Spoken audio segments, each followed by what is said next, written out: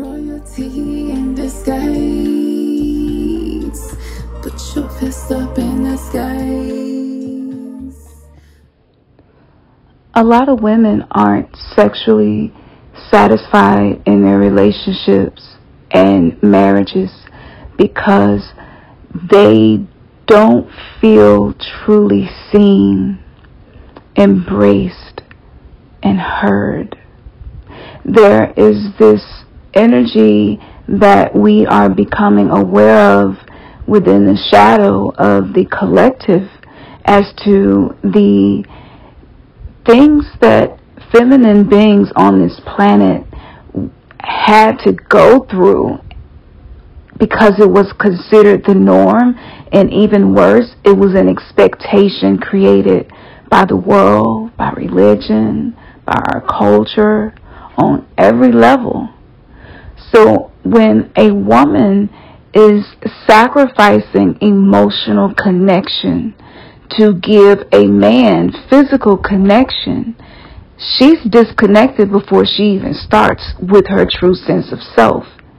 She is sacrificing how she feels her unmet core needs to be able to meet the needs of her partner. On a spiritual level, anytime we offered our bodies, which are sacred temples, in this manner, we were basically whoring ourselves out for free. And when I say that, I mean it wasn't an equal energy exchange. It wasn't a sacred energy exchange. It was one person giving much more than the other gives.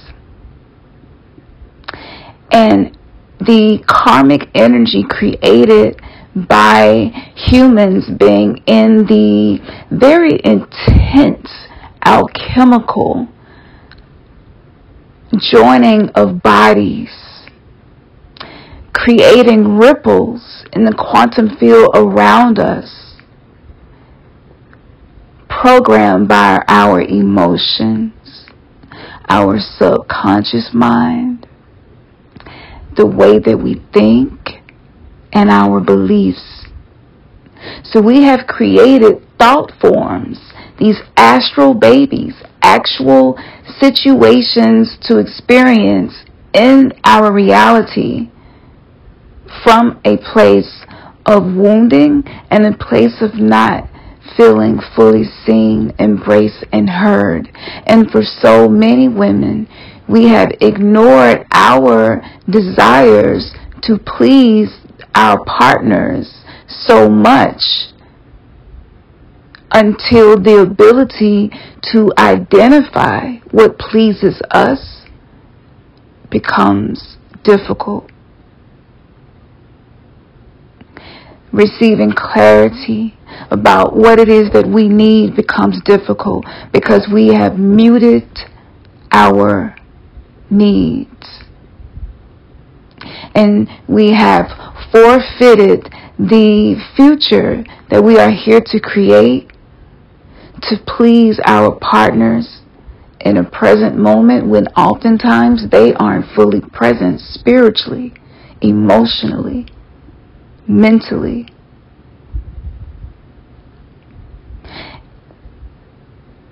Women were told that if we do not please our man, he's going to go and get it from somewhere else. Yet we have catered and done the best we could to give them as much of us as we could, and the statistic of men cheating is just increasing. So there is something here that is causing more negative, trauma, fear-based bonds to be used by archonic energies that feed off of human suffering and negative energy. We're literally feeding that. Anytime we are saying yes when it is not a full yes, we are feeding the insidiousness that we are seeing on the planet in so many levels. This is not making love. For women, sex has been a tool to use to anchor your man in your life. The generations before us were more willing to go along to get along with some of this, but we are not willing to sacrifice ourselves to meet someone else's needs above loving our own self. The ultimate challenge, from my perspective, that has been offered to us is to be able to say no when it's a no. Unafraid of the repercussions of saying no. And this isn't just for sex. This isn't just for women. This is for anybody right now, because we both have feminine and masculine energies within us.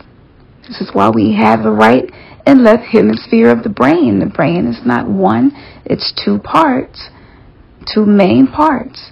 And each have the capability to compute data through either the right hemisphere, which is the feminine hemisphere, creativity, imagination, nurturing, more slow, relaxed.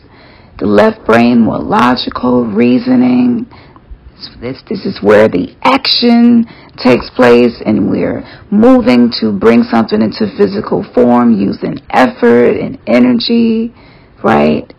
This is the way that we are being led to have balance. On top of that, we have religion that told women, the devil is going to get a foothold in your relationship if you don't have sex with your man. You cannot withhold your body from your man. You can't withhold your body, let me be clear, from your husband. Or the devil will get a foothold. And basically saying that withholding your body, saying no, is going to lead to something so negative happening that it can only be identified with the name devil. I mean, that's pretty wicked right there.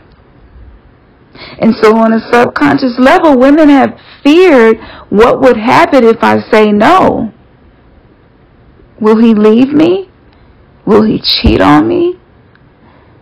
Will he, what will happen? Will he be displeased with me? And our relationship is just going to be one dramatic, traumatic event after the other? This fear has been programmed into our subconscious minds. It has infiltrated our womb space. And now so many of us are having reproductive issues, health issues, pain that doesn't have a diagnosis, rhyme, or reason, because it's psychological, it's spiritual. Until we can accept the truth that some of the things we believed in may have had some beneficial information, but there was a lot of information hidden in between the lines that is detrimental to humanity, and it has been destructive to our romantic relationships and relationship with your own self. So women having boundaries and actually enforcing these boundaries, some women are afraid to, because they may not be the main breadwinner in the family, and I don't want to push him away or do anything to make him think I don't want to be with him, even though I'm crying every day because I feel like I'm starving for emotional connection and deeper intimacy, and it doesn't seem like we've been able to go there together. I am grieving. I am going through something. My desire for this man is so strong, and I love him so much that I was willing to lose myself, ignore the way I felt to please him. And even now, my mind still goes back to, how can I keep him happy no matter what's happening? Or how can I keep him here? This is why we say things like, she can't keep a man. Like, keep a man?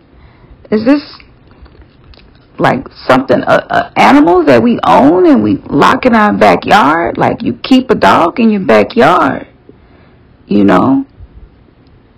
And these things are toxic to anyone desiring to transcend their trauma, to be able to live at peace with what is, no longer chasing what is not, learning to be instead of do, learning to be love instead of just doing something loving, embodying love to the self.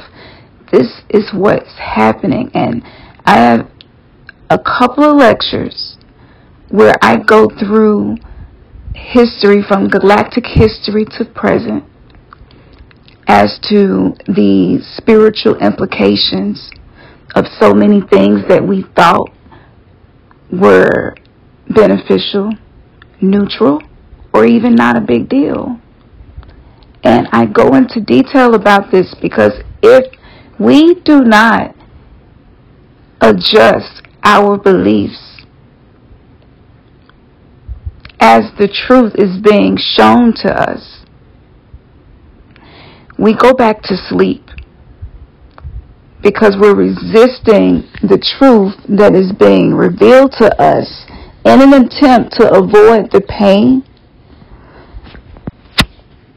of having to face certain demons, having to face some parts of ourselves that we would like to disown, that we don't like to see, things that we don't like to admit. Most marriages were founded on these principles in these monotheistic religions, where it's okay for fathers to sell their daughters. As soon as a cycle come on, a father can sell his daughter. How does that impact us on a collective level by believing that that was okay? Even if it was the Old Testament, how did that impact us psychologically, subconsciously? And we're so shocked and surprised, not we, but a lot of people, as to a lot of the abuse, sexual abuse with children that is coming to the surface now. That first example from the Bible I mentioned to you is really not a long stretch between sex trafficking, pimps and hoes, in that situation. And we have been taught, told, believed, maybe not believed anymore, that anything that's in there is righteous, is beneficial, is good, and it's the only way.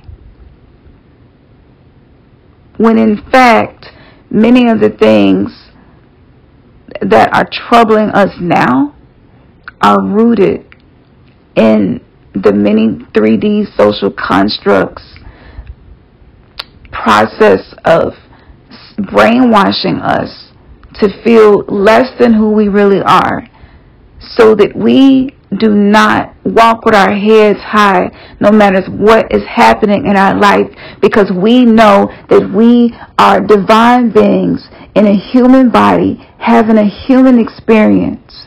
We are extensions of source energy, here to work through these stories that we call our lives, to learn, evolve, become wise, and grow. This is ascension. This is evolution.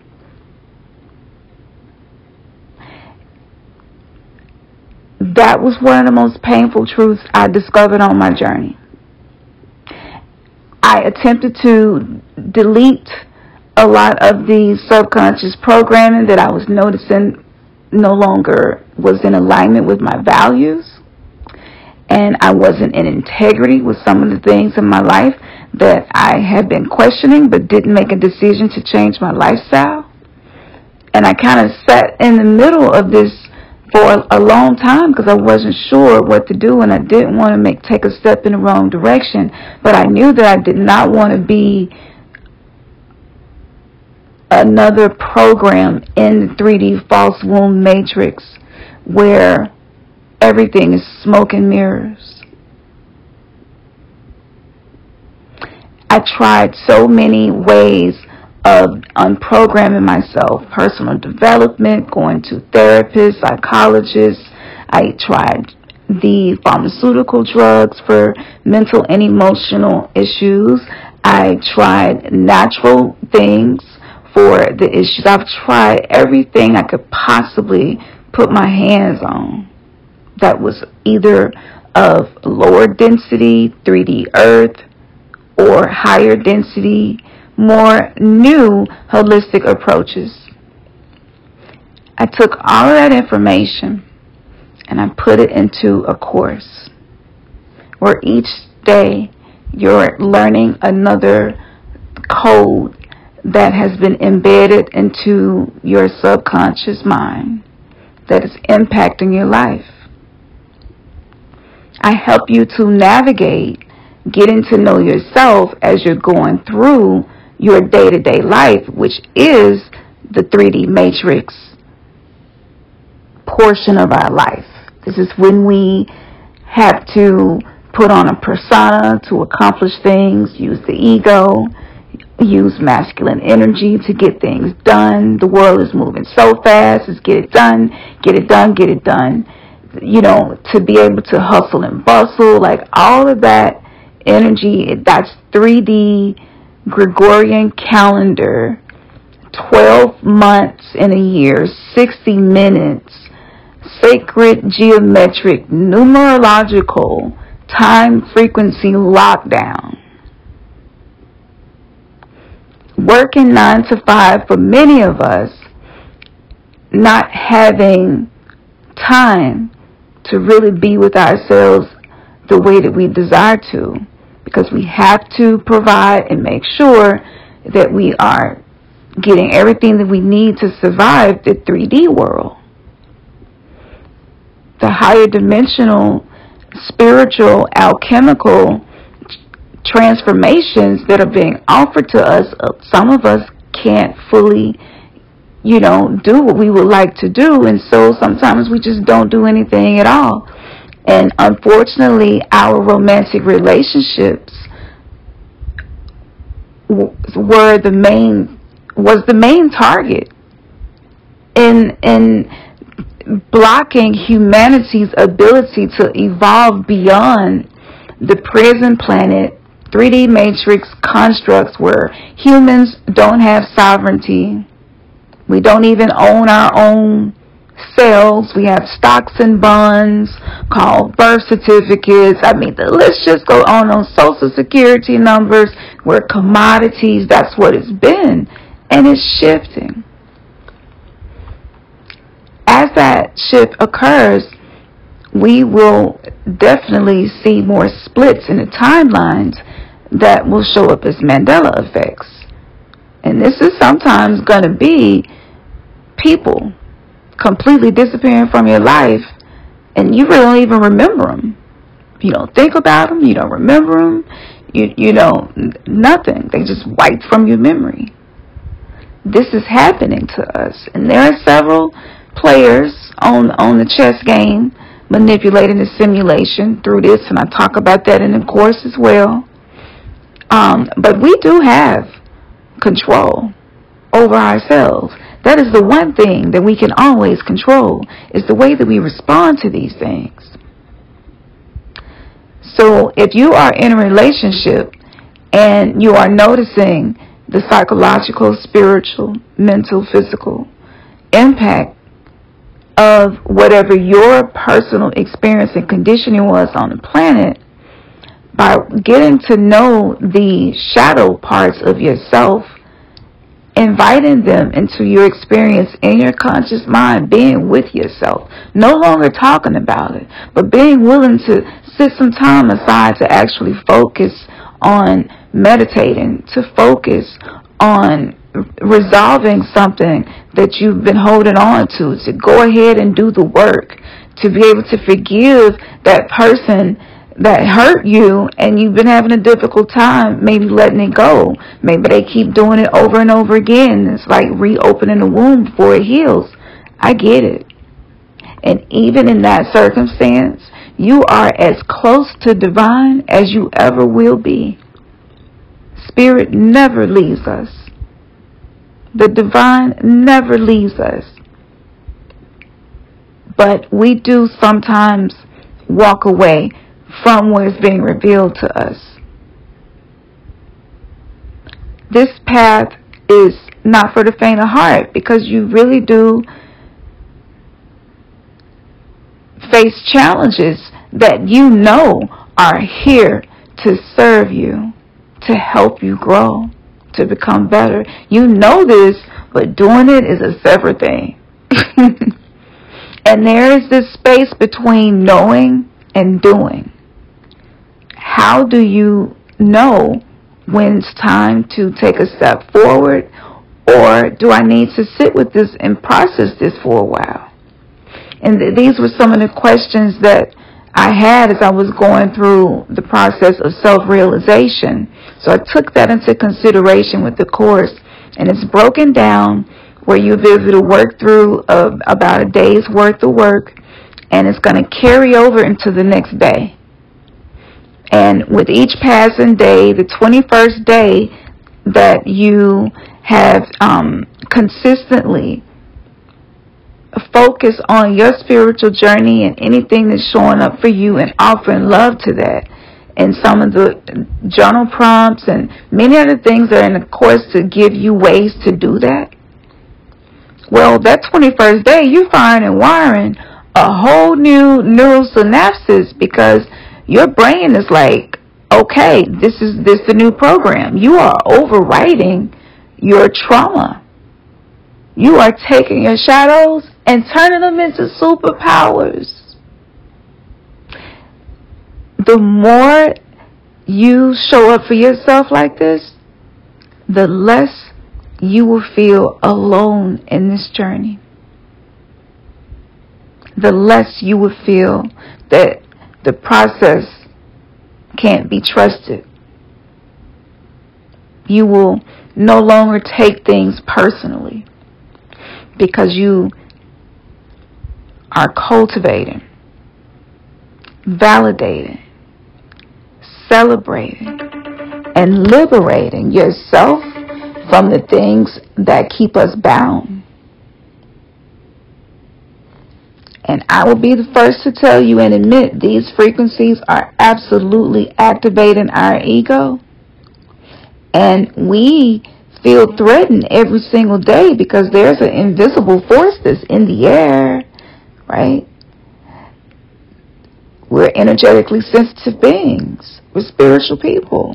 And we're becoming more energetically sensitive than we ever have been before. So we're feeling everything intensely, and some of us been numb from trauma for most of our life, and it feels like you're having a nervous breakdown sometimes. It feels like you're going crazy sometimes. It feels like stuff is just never gonna get better for you sometimes. It feels like everything in your life that's happening is showing up because you're a piece of shit and it's what you deserve. And we really beat up on ourselves, and we justify beating up on ourselves by validating it with something negative, because we don't challenge these negative thoughts, right? You're not your thoughts, and you don't have to identify with those thoughts. You don't have to take ownership of those thoughts. You can isolate those thoughts, and the ones that are not soothing to your soul, you can say, hey, I see you, but we're going to keep it moving. We're going to PRP this. All right? Positive reframe practice, baby. Thank you for showing up. And you say the opposite. I am worthy of love. If the thought was you wasn't, I am worthy of love. Challenge the thought. Right? Let the thought know, look, you crossing a boundary. Now, I heard you. And because this is my mind and I am the ruler of myself, I'm going to command this thought to turn into something else. And then you do it. And this is the air magic. When you begin to tap into the element of air and its natural ability to continue to be energy in motion no matter what's happening. And if something is in the way of a stream of air, like a brick wall, and there's nowhere else for air to go, the pressure behind air becomes dense enough, moving with a high velocity, that it can begin to shave down the brick wall. There are tools created using nothing but air pressure that can cut concrete. That, dear one, is why we are here in the age of Aquarius. Mental, air energy. Alright. You got to say I shaded out one. Right? Just if you feel it inside of you. Power to that. Right? I received that power. So I would like to invite you to follow the link. Grab the course. It'll be on sale until March 1st. So hopefully you're hearing this before that. If you don't, it's okay. We always got discounts and stuff going out, and we'll make sure this course remains available. The camps for the chakras, you're working through it as well energetically. The 3D Matrix Detox course is available. And we also have a Red Pill News Vault filled with so many interesting things, so that we can at least enjoy some of the 3D Matrix entertainment. I mean, if we're going to be here going through this, like, why not find a way to enjoy and laugh about some things and joke about some shit and just be free and liberated enough to create joy, happiness, and laughter? Why not? We got a whole lot of that going on Patreon, because this shadow work can get intense. And it's healthy to take breaks and enjoy life and do things that you love and allow the inner child that you are getting in touch with to be embodied in your adult body, having experiences that reflect the love that you now know you are worthy of. So I will see you on that side, and I'm posting things in there from time to time, especially when my inner child has something she wants to say. I honor that, and you can do the same. The private community is there for us. For those of you who are not new, you already know what we're about to do. Man, your third eye has just been kissed.